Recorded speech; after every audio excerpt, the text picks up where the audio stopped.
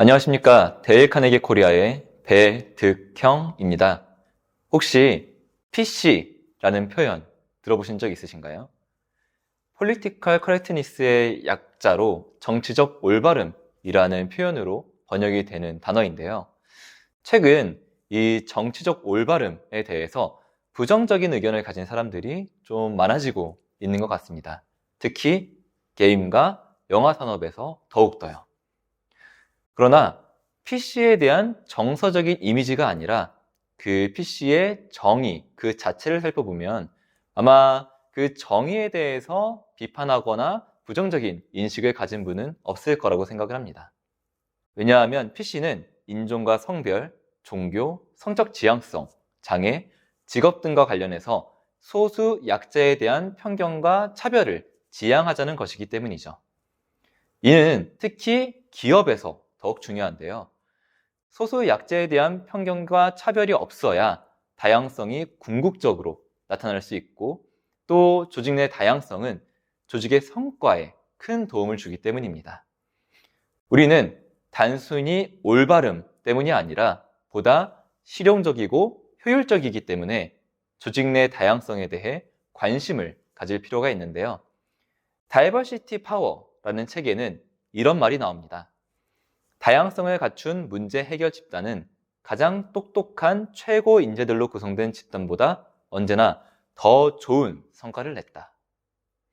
조직 내 다양성을 주제로 우리가 대화를 나눌 때 꼭 나오는 이야기가 있는데요. 바로 다양성을 확보하는 것보다 탁월한 사람들을 채용해야 하지 않나요? 라는 질문입니다. 이런 가정을 한번 해보겠습니다. A 대학은 세계 최고의 개발자를 배출하는 곳으로 유명한 대학인데요. 만약 우리가 세계 최고의 IT 기업을 운영하고 있다면 우리는 A 대학의 학생들을 뽑고 싶겠죠. 그런데 아까 소개한 다이버시티 파워라는 책에서는 이는 현명한 선택이 아니며 그 이유로 다음과 같은 주장을 했습니다. 이 졸업생들은 분명 같은 교수에게서 배우며 동일한 통찰, 아이디어, 휴리스틱, 모델, 어쩌면 세계관까지 흡수했을 수 있다. 때로는 이와 같은 경우를 지식 군집화라 부르기도 한다. 능력 중심으로 졸업생을 뽑는 조직은 복제인간 같은 팀을 향해 가고 있는 자신들의 모습을 볼 수 있다. 정리하면 A 대학에서 나온 학생들만 채용하는 것은 직관적으로는 옳은 선택처럼 느껴질 수 있지만 그들로만 조직이 채워졌을 때 동일한 프레임과 방식으로만 생각하는 조직이 만들어질 수 있다는 의미입니다. 이는 조직의 문제 해결력을 떨어뜨리게 되는데요. 비즈니스에서 우리는 지속적으로 문제를 마주하고 우리는 그거를 해결해 나가야 하죠. 어떠한 문제가 발생했을 때 그러한 문제를 효과적으로 해결하기 위해선 다양한 각도에서 그 문제를 바라보고 해석할 수 있어야 합니다. 다양성은 이 측면에서 매우 중요한데요. 동일한 프레임과 방식으로만 생각하는 동질성 집단에서 사람들은 같은 포인트에 빠져드는 경향이 있기 때문입니다. 반면 다양성을 갖춘 팀은 새로운 통찰을 제시하고 자신들이 한 포인트에만 빠져들지 않도록 합니다. 소수자의 관점은 다른 시각에서 문제를 바라볼 수 있게 하기 때문에 굉장히 중요하다고 말을 할 수 있습니다. 비록 소수자의 관점이 잘못됐다라고 하더라도 더 나은 해결책을 찾는데 도움을 주죠. 물론 비즈니스 성과를 위해서는 뛰어난 개인들이 필요합니다.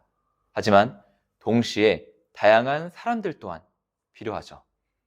그렇지 않으면 동일한 사각지대를 공유하게 되기 때문입니다. 그럼 우리는 조직 내 다양성을 위해 그리고 그 다양성이 실질적으로 의미가 있도록 하기 위해서 어떤 노력을 해야 할까요? 우선 태도적인 측면에서 우리는 기꺼이 취약해질 필요가 있습니다. 약간 이 표현은 강한 표현이기도 한데요.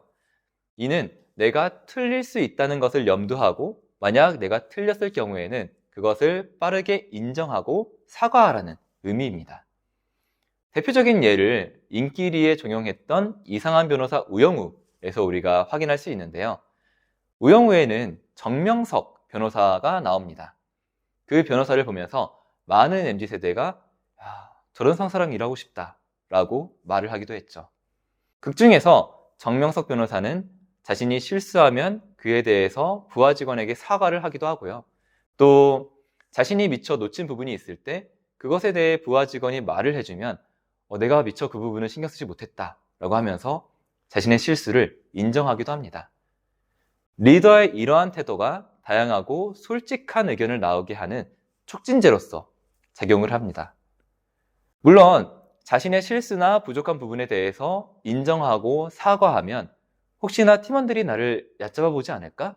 라는 걱정이 될 수도 있습니다. 하지만 우영우를 보면서 많은 MZ세대가 정명석 변호사를 좋은 상사다 라고 평가했듯이 오히려 그런 부분이 우리의 리더십에 긍정적인 영향을 미칩니다. 태도를 넘어 구체적인 방법으로는 브레인 라이팅이 있습니다. 브레인스토밍은 대화를 통해서 아이디어를 모으는 작업이라면 브레인 라이팅은 말이 아니라 글을 활용하는 방법인데요. 예를 들면 포스트잇 한 장에 아이디어 하나를 적어서 최대한 많은 아이디어를 뽑아내는 것입니다. 이 브레인 라이팅의 장점은 바로 익명이라는 겁니다.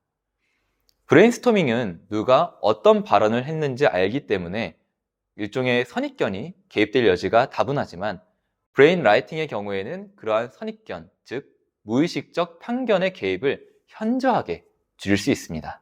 우리는 브레인 라이팅을 통해서 더욱 솔직하고 자유로운 아이디어를 모을 수 있고 또 이는 더 좋은 결론을 도출하는 데 도움이 되겠죠.